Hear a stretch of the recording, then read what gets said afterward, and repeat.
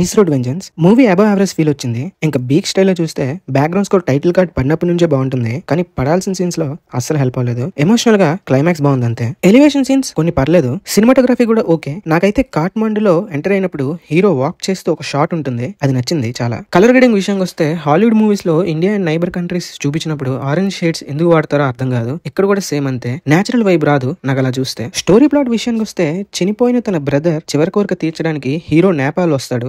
ఆ పని పూర్తి చేశాడా లేదా అనేది ప్లాట్ లైన్. మూవీ టైటిల్ ని జస్టిఫై చేసింది, కానీ ప్లాట్ నుంచి డీవియేట్ అయ్యిందేమో అన్న ఫీలింగ్. సబ్ ప్లాట్ నచ్చలేదు నాకు. మూవీని 3 పార్ట్స్ గా చూస్తే like start, mid and ending. Starting బాగుంది అండ్ మిడ్ ఆర్ కాన్ఫ్లిక్ట్ లోకి ఎంటర్ అయ్యే ముందు కొంచెం స్క్రీన్ ప్లే నాకు ఎందుకో వెబ్ సిరీస్ లా అనిపించింది.